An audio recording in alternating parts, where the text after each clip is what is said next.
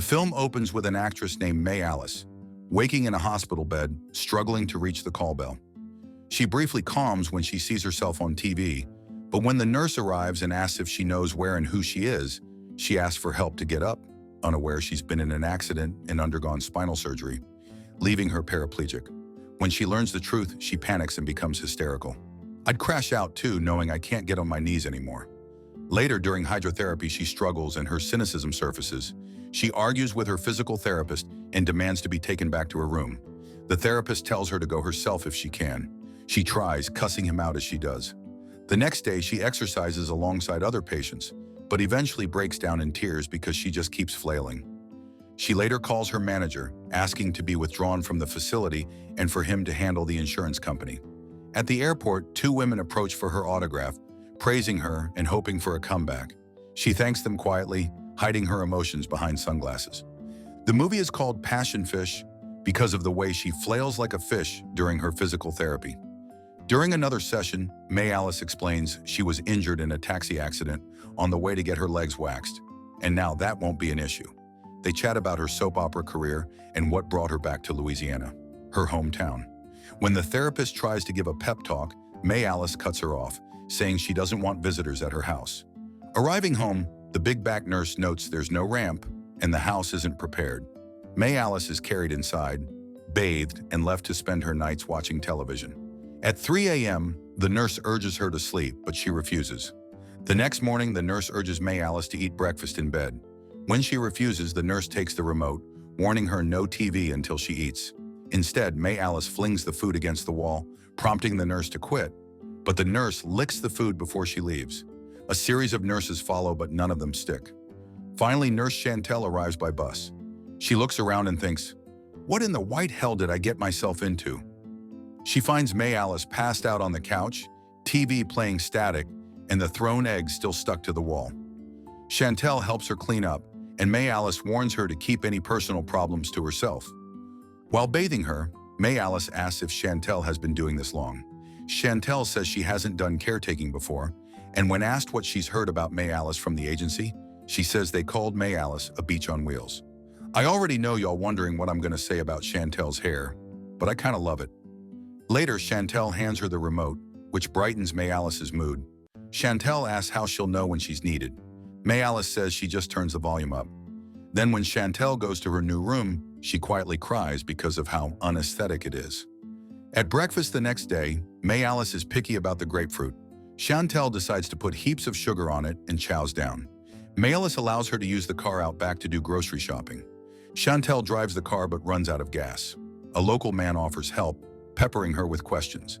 He flirts, but she brushes him off. Before dropping her off, he introduces himself as Sugar Ledoux, making Chantel laugh. Because she loves her some sugar. When he asks her name, she answers playfully. He asks if she dances, but she replies, "Not anymore." At a small port, Chantel asks a man if she can buy a gas can, but he says it's his. He explains that no one works there anymore because the owner's a drunk, so it's mostly self-service. He offers to help her fill the car.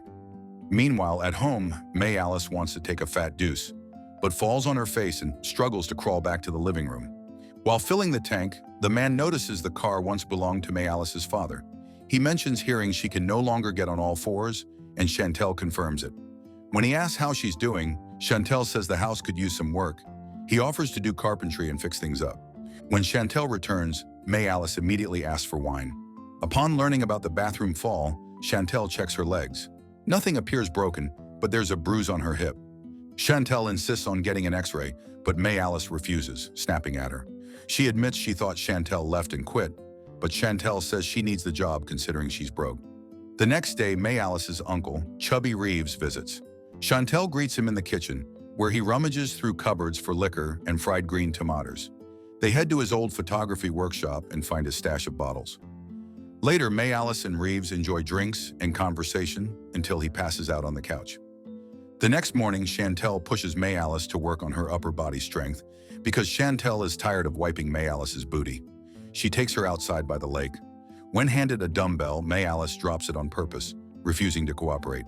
Chantel leaves her there, forcing her to make her own way back. Eventually, Chantel returns with a cup of tea. By then, May Alice has calmed down and began to appreciate the wildlife. Chantel tells her she needs to let her do her job by helping her build her strength.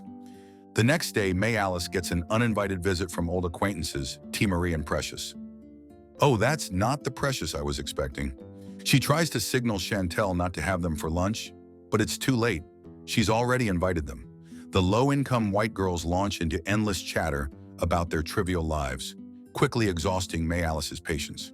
They even racist AF, mentioning Chantel's skin color. Meanwhile, Chantel struggles to decide what to prepare for lunch. After enduring their nosy questions, Chantel returns with food. May Alice hands her a note asking for help in getting rid of them. Chantel then pretends May Alice needs her Ozempic injections, and May Alice plays along, successfully prompting the women to leave. The two women realize they used to bully May Alice in high school for her ugly hair. Later, May Alice is watching TV when Chantel joins her. They exchange playful banter until Chantel bluntly tells her she drinks too much. The next morning, May Alice wakes to the sound of hammering. Chantel has called Rennie to build a ramp and improve the bathroom.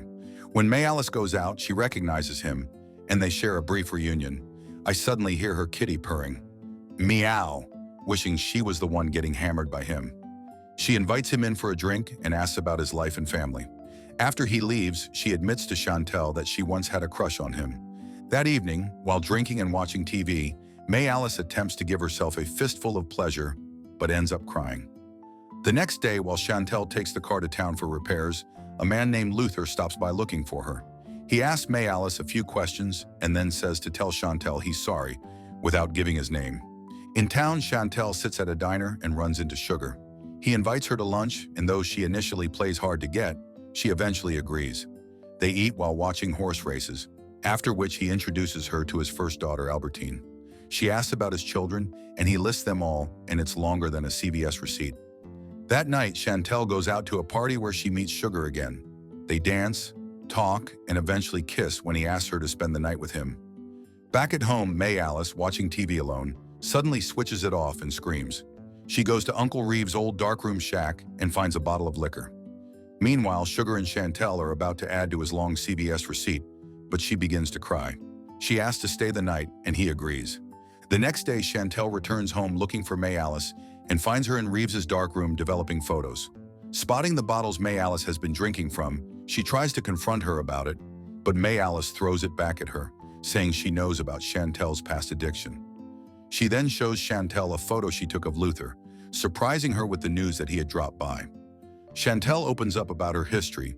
She used to be an addict with Luther, but left him because she wanted to live. May Alice agrees to her challenge. No drinking for 24 hours. May Alice exercises, but afterward, she searches the fridge for alcohol. Finding none, she channels her frustration into photography, taking pictures of Rennie on his boat. She asks about his life, and he shares that his father has passed and that he once served in the Philippines. They reminisce about their childhood before he leaves. Soon after, her craving for a drink intensifies. She searches the darkroom again, but finds nothing. She demands Chantel to get her alky, but Chantel says she threw it all away. Their argument escalates into a full-blown fight, with Chantel calling her a brat before storming out. Furious, May Alice knocks a dish rack off the counter and breaks down in tears. Later, Chantel returns to find May Alice cooking. They reconcile and move on as if nothing happened. I would need a raise after that crash out.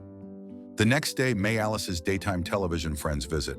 One of them, Dawn, and the two other white girls. They catch up on the show's developments since her departure. While they chat in the backyard, Chantel prepares food inside. Dawn walks in and asks how May Alice is doing. Dawn worries about Chantel, but it's clear this is gonna be her only visit. Back outside, the group reminisces about acting in past projects. One friend shares how she prepared extensively for her first feature role, only to have a single line she delivered to Harvey Weinstein. I didn't ask for the anal probe. When Dawn and the others leave, May Alice feels bittersweet and asks for a drink, but Chantel simply says, "Too bad." She then asks May Alice if she misses acting. May Alice admits it was the only thing she was ever good at. The next day, May Alice frantically looks for something to wear after Rennie invites them on his boat. The girl panics, thinking Rennie wants her paralyzed kitty. While cruising, he tells them about his father's superstition of cutting open fish to predict the future. At their picnic stop, Chantel shares about losing her mother to diabetes at 14 and her father's disappointment when she married right after high school.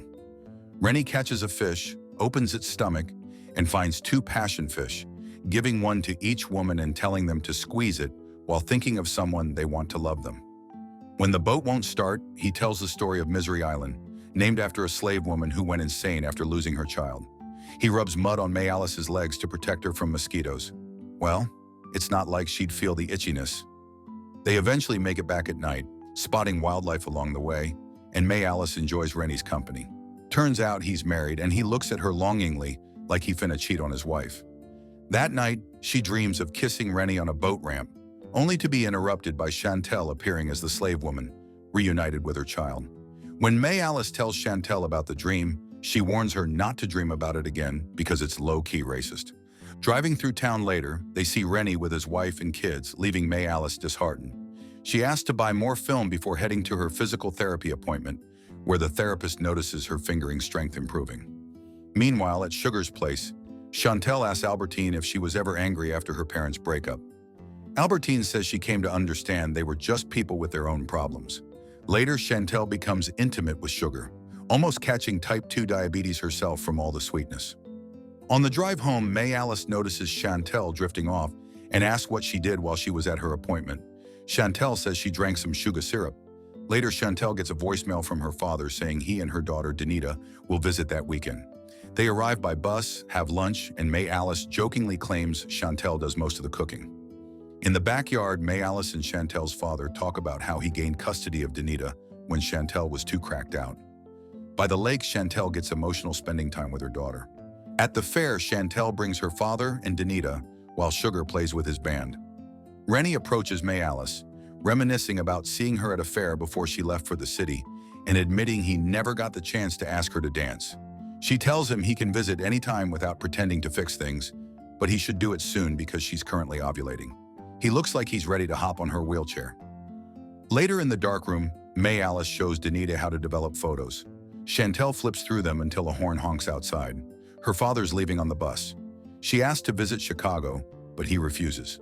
After the bus departs, Chantel cries, but a man in a convertible interrupts, asking for May Alice. The man, Vance, proposes bringing her back into production, insensitively framing it around her accident. She angrily turns him down, though he leaves her with an ultimatum. The receding hairline man also speaks to Chantel, hoping she'll convince May Alice. Chantel takes May Alice out on the boat, where they talk about the offer, Chantel's father, and Danita. May Alice says she turned down Vance, plans to stay, and wants Chantel to keep working for her. The two besties decide to stay together.